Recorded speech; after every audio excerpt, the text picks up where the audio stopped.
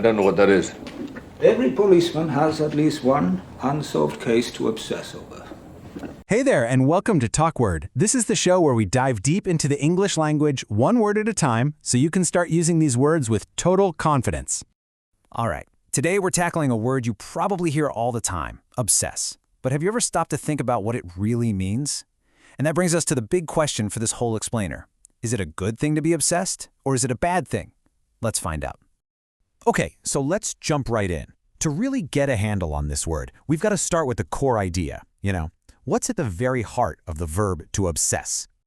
So if you look it up in the dictionary, to obsess means to fill someone's mind, and get this, continually, intrusively, and to a troubling degree. Whoa. Continually, like all the time.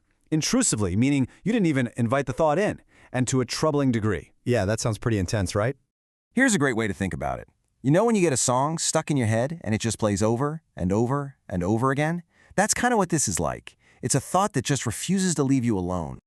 Okay, so knowing the verb is a great start, but it's not the whole story. If you really want to sound natural, you need to know the whole word family, all the different ways you can use it. So let's break it down.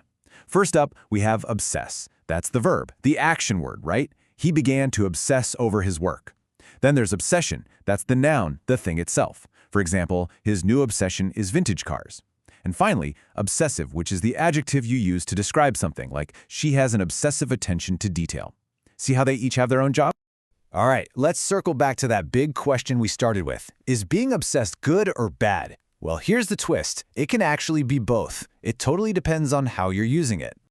Yeah, this word really has two different personalities. On one hand, it can mean a negative fixation. We're talking worry, anxiety, something that's just not healthy. But on the other hand, it can mean a positive passion. Think about a hobby you love, something you're super dedicated and enthusiastic about. So how does this actually work in a real conversation? The best way to see the difference is to look at some real-world examples. Let's check them out. Okay, first, let's look at the negative side. He started to obsess over every little mistake he made. Oof, you can feel the anxiety in that, can't you? It's that constant worry. That's definitely the troubling degree the dictionary was talking about. But now, check this one out. I'm completely obsessed with this new TV show. I bet you've said something like this before. It's super common, and it's totally positive. You're not worried or anxious. You're just really enthusiastic. You're a huge fan. And this works for the noun obsession, too. My new obsession is baking sourdough bread. Again, this is super lighthearted and positive. It's just a fun way of saying you've got a new hobby that you're really into. And believe it or not, even the adjective obsessive can be a good thing. Listen to this. Her obsessive focus on the project led to its success. See? In this case, obsessive doesn't mean unhealthy. It means she was incredibly dedicated, super focused, and that's what made her succeed. Pretty cool, right? Okay, so we've seen both sides. Now, how do you put all this into practice? Let's wrap up with a quick summary to help you use obsess correctly every single time. Really, it just comes down to 3 easy steps. Number 1, remember the core meaning. It's a thought that just takes over your mind. Step 2, pick the right word form for your sentence. Are you using the verb obsess, the noun obsession, or the adjective obsessive?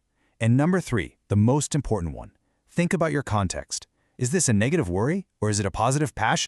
And that's the big takeaway here, folks. If there's one thing you remember from this, it's this. Context is everything. The situation and the way you say it is what tells you if obsession is good or bad. So, I really hope this explainer helps you feel more confident using the word obsess. And hey, if you had fun with this and you want to keep learning, you should definitely check out the TalkWord app.